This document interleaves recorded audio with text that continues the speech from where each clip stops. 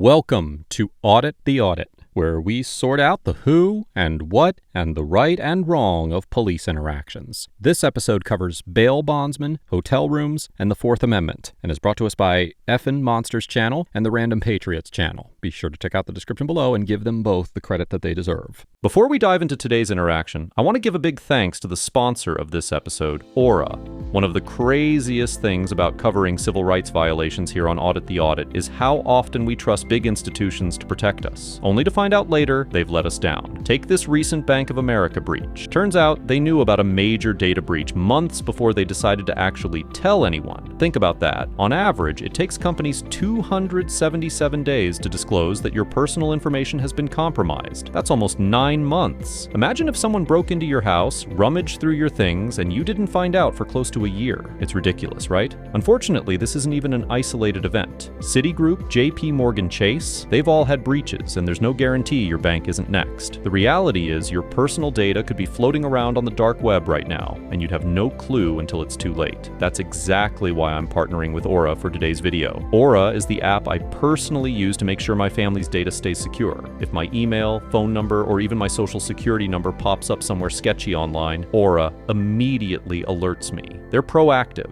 They don't wait until after the damage is done. Plus, if the absolute worst happens, Aura provides up to $5 million in identity theft insurance. Right now, Aura is offering the ATA community a 14-day free trial. That's more than enough time to see if your personal info is already compromised. So, head over to aura.com/audittheaudit and sign up today. In those 2 weeks, you'll discover where your data is being exposed and sold. I'm not leaving myself vulnerable, and you shouldn't either. Again, that's aura.com/audittheaudit. Thanks again to Aura for sponsoring today's episode. On November 26th, 2024, officers with the Jacksonville Police Department in Jacksonville, Arkansas, accompanied Kevin Caldwell of City Bail Bonds and several of his employees to execute an arrest on 2 individuals by the name of David Turney and Amanda Perkins. Mr. Turney had failed to appear in court for 2 felony charges after City Bail Bonds had posted a $20,000 bond to ensure his appearance at court. Court records show that a so-called last chance bond forfeiture hearing was scheduled for December 12, 2024, meaning that City Bail Bonds was at risk of being required to pay the outstanding bail amount if Mr. Turney was not recovered. Ms. Perkins had also missed a court date for misdemeanor charges of prostitution and possessing an instrument of crime, but her court records do not indicate that City Bail Bonds had posted bond on her behalf. However, the court records do show that a failure to appear warrant had been issued. Mr. Caldwell and the bondsman tracked Mr. Turney and Ms. Perkins to a Super 8 hotel, where they were staying in room 226. The interaction that followed was captured on the body-worn cameras of Sergeant Coburn and Officer Lambert of the Jacksonville Police Department. There, I guess one dude's known. What room is it? It's the one on the other side upstairs. All right. I guess dude's known to always have a gun on him, so. Oh, good.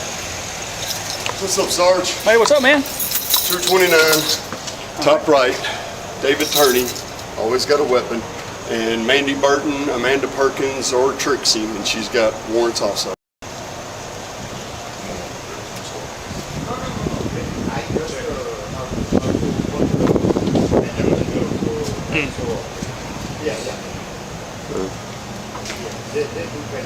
She's advertising, huh?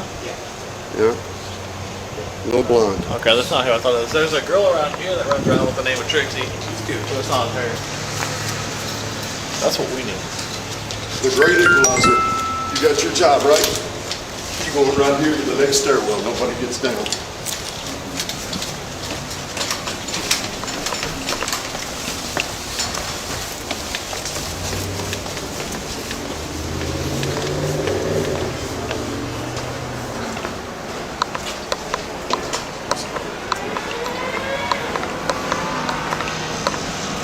We just want to stand back and let them handle business. In case they call for us to intervene, we don't kick doors in, we don't arrest, we don't do none of that. Okay? Yeah, they already got the keys and all that already. So even if they say, we need you to keep this door in, we don't do that. They said that they're going to kick it in. As the officers follow the bail bondsman, Sergeant Coburn instructs Officer Lambert not to kick in doors or arrest anyone, but to leave those tasks to the bail bondsman. In Arkansas, when a defendant is arrested and granted bail, a licensed bail bond company can post a surety bond to secure the defendant's release from custody. The bond is a financial guarantee that the defendant will appear for all required court dates. If the defendant fails to appear, the court may issue a bench warrant for the defendant's arrest and initiate proceedings to forfeit the bond amount. Under Section 16-84-114 of the Arkansas Code, the bondsman or their licensed agent has the legal right to arrest and surrender their bonded defendant without needing a new court warrant. This authority stems from the nature of the bail agreement itself, because by entering into a bail bond contract, the defendant effectively consents to certain intrusions that would otherwise be illegal. For instance, courts have long recognized that a bail bondsman may lawfully enter the defendant's private property, even forcibly and without a separate judicial warrant, to apprehend their client, because the defendant has contractually agreed as a condition of release to submit to such custody. As the Supreme Court explained in the 1872 case of Taylor v. Tainter, quote, "When bail is given, the principal is regarded as delivered to the custody of his sureties. Their dominion is a continuance of the original imprisonment. Whenever they choose to do so, they may seize him and deliver him up in their discharge, and if that cannot be done at once, they may imprison him until it can be done." The court continued, quote, "They may exercise their rights in person or by agent. They may pursue him into another state, may arrest him on the Sabbath, and, if necessary, may break and enter his house for that purpose. The seizure is not made by virtue of new process. None is needed. It is likened to the rearrest by the sheriff of an escaping prisoner." This means that there are many situations where a bondsman would have the authority to arrest an individual when a police officer would not due to Fourth Amendment limitations, which do not apply to bail bondsmen as private citizens, and the officers here seem to be on the scene as backup if needed during the arrest, as Section 16-84-114 requires any bail bond agent attempting to apprehend a defendant to notify law enforcement. However, it is important to note that a bondsman's authority applies only to their own clients, because the contractual consent applies only to the bonded defendant. Accordingly, while the bondsman inarguably had the authority to arrest Mr. Turney as a client of city bail bonds, the evidence is unclear as to whether their arrest authority extended to Ms. Perkins, who they were also at the motel to apprehend, as her court records show no indication of any bond being posted. Instead of going to room 226, where Mr. Turney and Ms. Perkins were staying, the bondsman and the officers make their way to room 229. According to a statement from the hotel employee who was working at the front desk, he provided a bail bondsman with a guest list that showed room 226 was registered to Ms. Perkins, explicitly told him the individuals they were looking for were in room 226, and pointed to the room number multiple times on the list. Well, despite all this, the bail agent seemed to believe that the wanted individuals were in room 229 and gathered outside that door.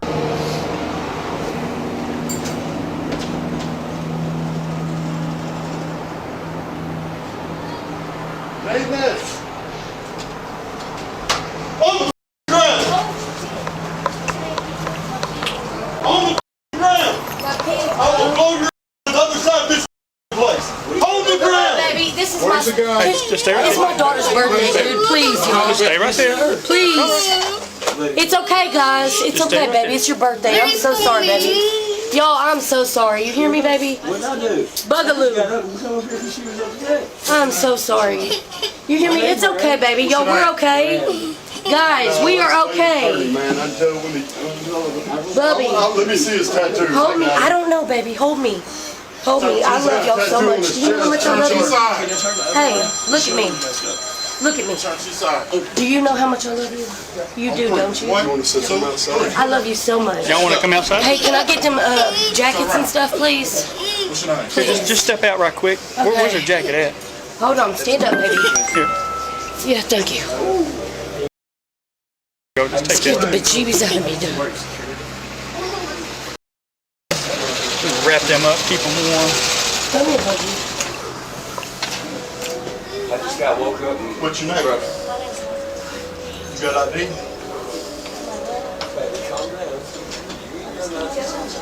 that's the right thing on this one. Yes, sir. Where's Amanda Burton? Is that who y'all looking for? The room's registered to Amanda Burton. I thought that was 226. I don't know. 26. I think so. Yes,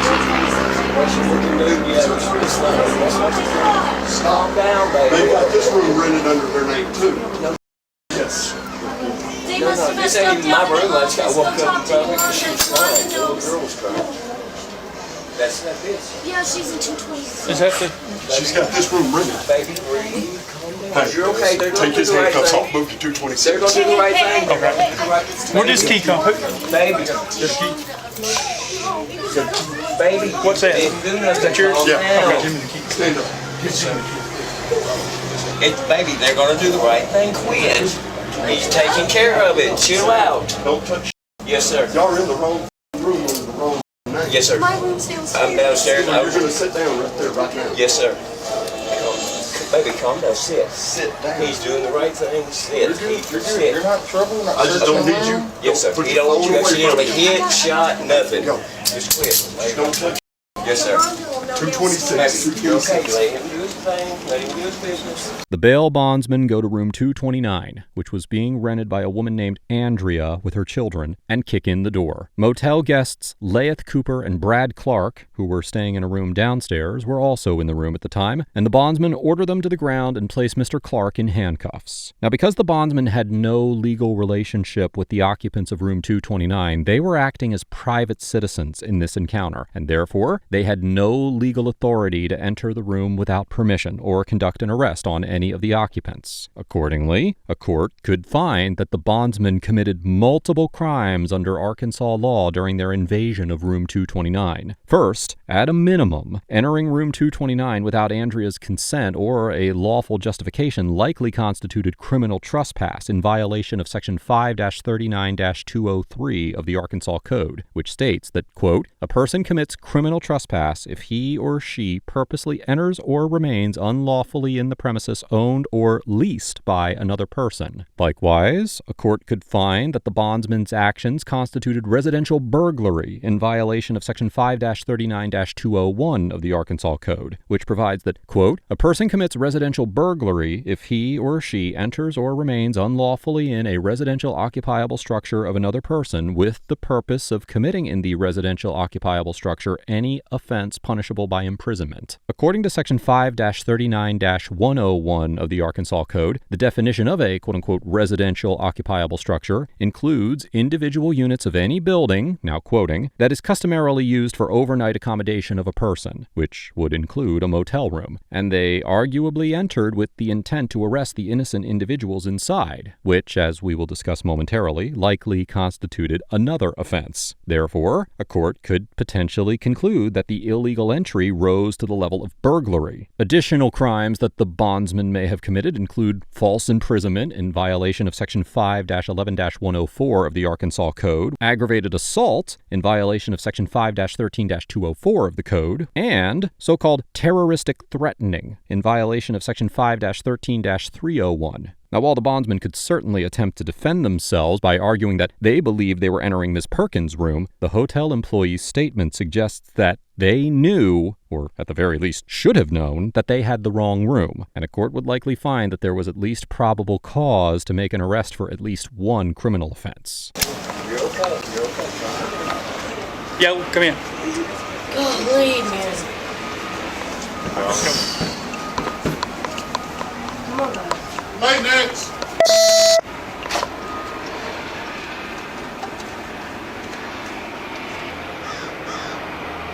It's moved.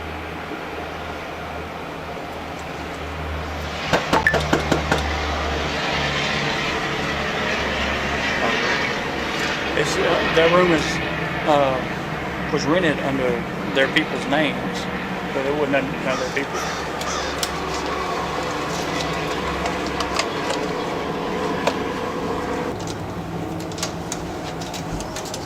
On the ground. That's him. Hands behind your back. What's your name? David. David Turner. Where's Amanda? On the ground. Hurry. Hurry. Hurry. Hurry. To the side. Knees to your chest. Knees to your chest. Wash your hands. Touch you up.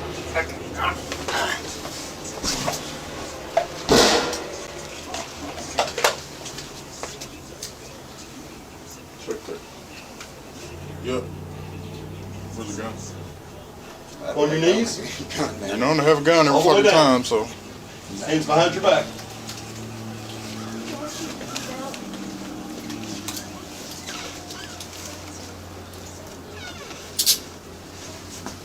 Palms together like you're praying.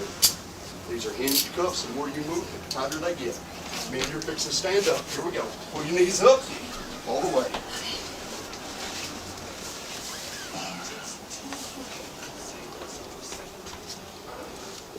What's this? Look.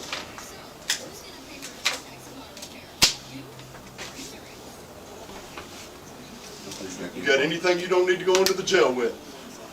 You got anything, you're going to be charged with felony.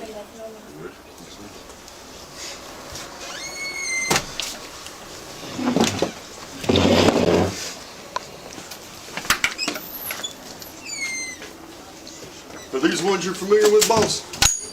Nope. Pick that up and put it back. Stand right here. Search for a gun. Oh, sorry. I don't want to tear up the shit. Y'all want to look, make sure there's nothing that needs to be here? Because you know he's fixing to throw it all in the dumpster. Especially the gun. That's something I was worried about. He's not Yeah, you're going to jail. And you got warrants. He's got felony warrants. You got no. Yeah. Until you got caught with him.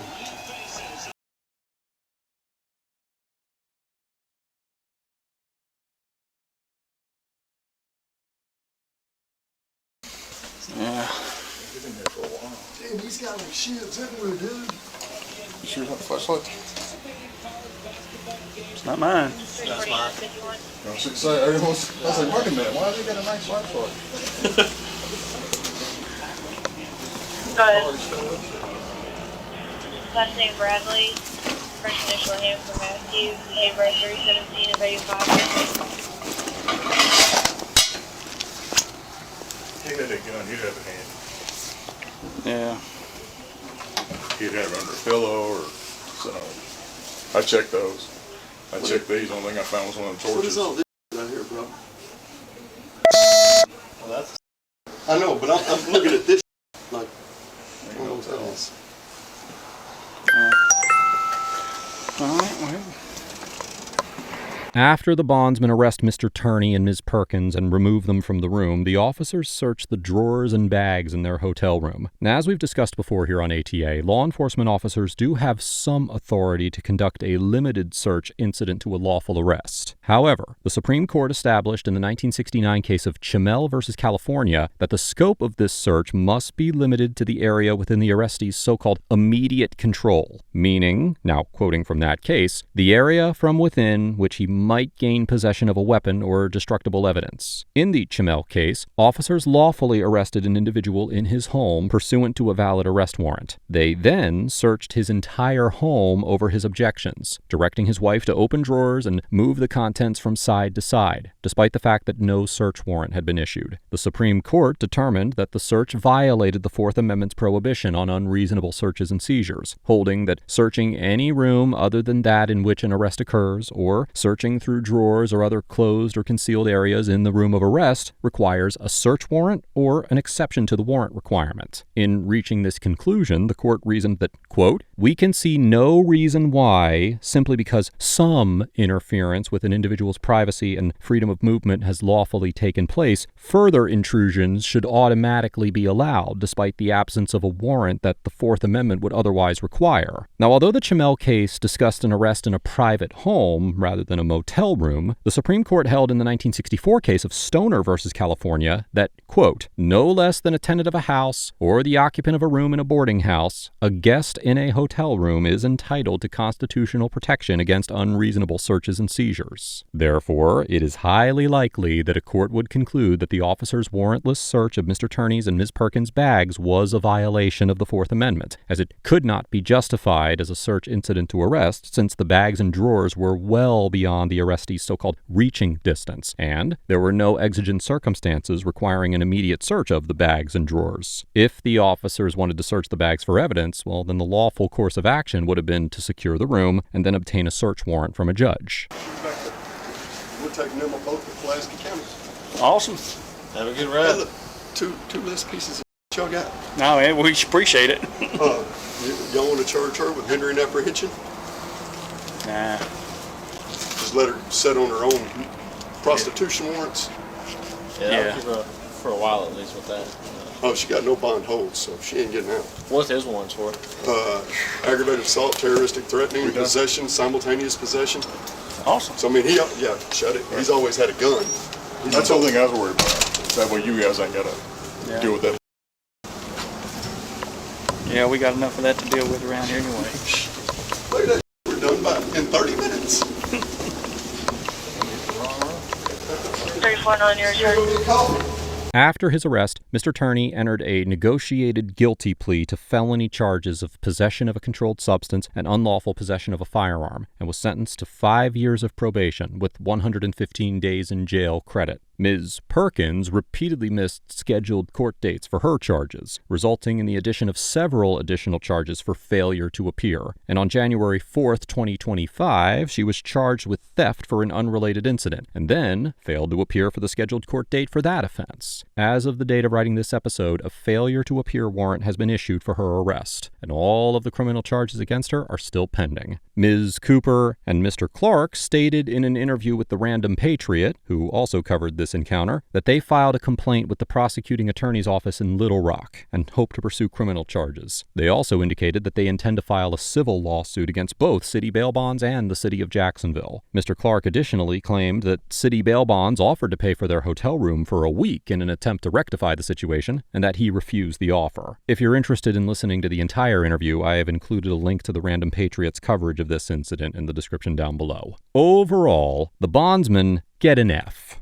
for utterly failing to ensure that the information they were working with was accurate, breaking into the wrong hotel room and terrorizing an innocent family as a result, and for maintaining a hostile and confrontational demeanor throughout the interaction. The conduct of the city bail bonds agents in this interaction was not only indefensible, but arguably criminal. After being explicitly informed by the hotel employee that the individuals they were pursuing were located in room 226, the bondsmen forcibly entered room 229, which was occupied by unrelated guests, including a mother and her children. They proceeded to handcuff one of the occupants and order others to the ground, all without any legal authority to be in the room or to detain its occupants. Because the individuals in room 229 were not bonded by city bail bonds, the agents had no lawful justification for entering the room or attempting any form of arrest. In doing so, the bondsmen likely committed a slew of criminal offenses under Arkansas law, including criminal trespass, residential burglary, false imprisonment, aggravated assault, and potentially even terroristic threatening. Although they could claim that they mistakenly believed that they were at the correct room, the evidence overwhelmingly suggests that they either ignored or failed to properly interpret clear information from the hotel staff. Their actions were not merely negligent, they were reckless, dangerous, and egregiously unlawful. Furthermore, after falsely arresting an innocent father and ruining a child's birthday party, the bondsman offered to pay for the hotel room for another week, as if that was appropriate compensation for what that family was subjected to. This interaction highlights the legal gray areas that often surround interactions involving bondsmen, where private actors wield quasi-law enforcement powers with minimal oversight, often blurring the line between lawful authority and outright vigilantism. The Jacksonville officers also get an F for failing to intervene or take action during or after what was clearly an unlawful entry by the bondsman, for demonstrating fundamental misunderstandings regarding the authority of bondsmen, and for likely committing an illegal search on the hotel room after the arrests were made. Now, although the Jacksonville officers did not personally participate in kicking down the wrong door, their failure to intervene or halt the illegal actions of the bondsman makes them complicit in a deeply troubling sequence of events. Law enforcement was present on the scene as a safeguard, but instead of protecting the rights of the innocent motel guests, they stood by while private actors invaded a hotel room, detained uninvolved individuals, and violated the sanctity of a private residence. What's particularly troubling is that after the correct individuals were taken into custody, the officers proceeded to search bags and drawers in the hotel room without a warrant, an act that flies in the face of well-established Supreme Court precedent. These were not ambiguous circumstances. The officers' conduct represented a clear clear departure from constitutional norms, and their passive role during the unlawful entry into room 229 further erodes public confidence in their judgment. The officers failed to uphold the most basic protections of the Fourth Amendment and stood idly by while a flagrant abuse of power unfolded. The sheer lack of awareness and ignorance of the law surrounding this encounter is deeply alarming, especially coming from sworn officers who are entrusted with upholding those very laws. Their inaction in the face of blatant constitutional violations and their own participation in an unlawful search reflect not just poor judgment, but a fundamental failure in training, accountability, or both. In a situation where restraint, oversight, and legal clarity were